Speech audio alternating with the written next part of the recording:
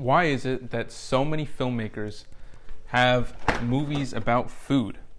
It's such a weird phenomenon, and I've been thinking about it a lot recently.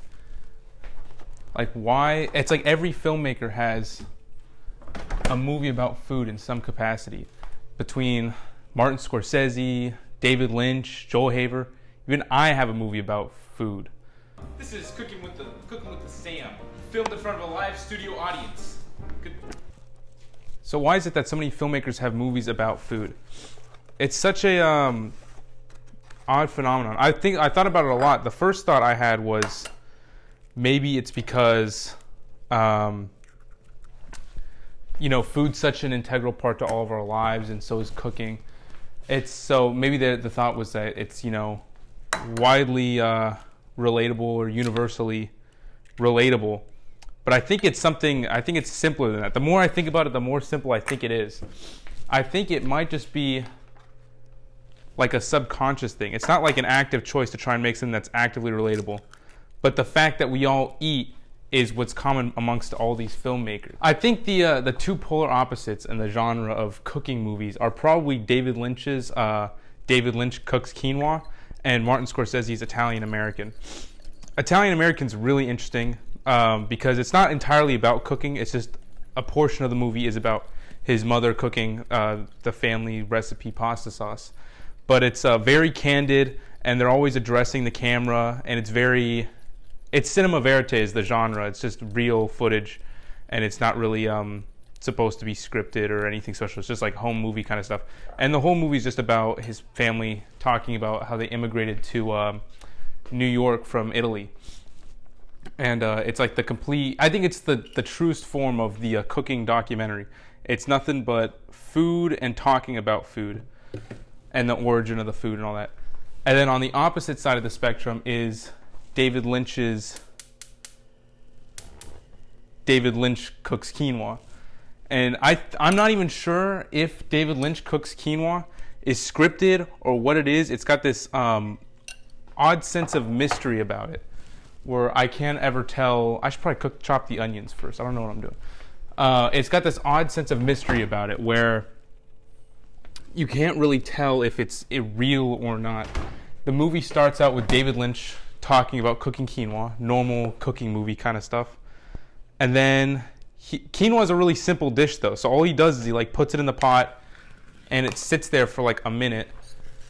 And then he's like, all right, well now I have to wait for the quinoa to cook. And then he walks out of the room and walks outside and then spends the next 15 minutes talking about a story from his childhood, which is similar to Italian American. But then he starts going on this tangent about how he was driving one time when he was living, I don't remember where he was living, somewhere out in the country.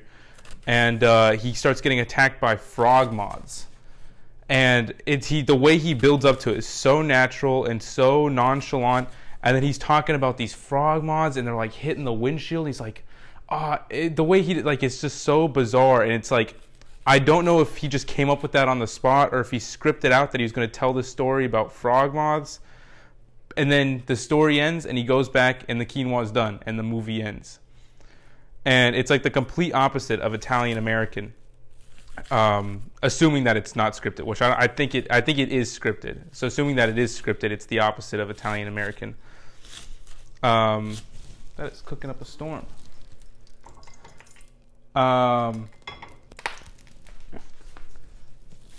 But the reason I think so many filmmakers have cooking documentaries or movies about cooking is not because it's some idea of having something universally relatable, but it's just this common thread that all filmmakers are people and all people have to eat and cook. And it comes kind of from this thought that I've been having a lot recently, where if you don't have something to film or you're lacking inspiration, you have writer's block, the smartest move is not to wait for writer's block to go away. I came up with an analogy that I think really fits it really well. So the analogy I came up with is if writer's block is like winter and it snows you into your cabin, you have two options. One is to stay inside the cabin and wait for spring, and then the snow all melts away, and then you have inspiration again. Or your second option is to dig yourself out of the snow. And it's much harder and it seems less productive, but it really is the better choice, is just to work on stuff, even though it seems hard and seems, inconvenient or difficult. Like, it's not going to amount to anything, because what are you going to do outside of the cabin anyways? But I think that's the origin of the cooking documentary, or the cooking film, right?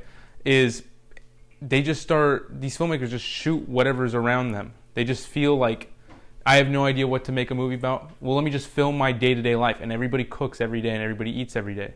And so that's what they film, is this process that happens every day. But I think that's the origin of the cooking documentary or film, is just these filmmakers. And that's the common thread, I think, is like all these great filmmakers have these kinds of movies because they think the same way of, if you don't have inspiration, it's still important to work and make stuff. I think that's the appeal of the cooking documentary, is the ability, that's the skill of it, right? Is to find something interesting and beautiful from our day-to-day lives. We all eat and we all cook, yet the best cooking documentaries find interesting and unique ways to retell the most mundane experience of all of our lives. I think that's truly what makes cooking documentaries beautiful.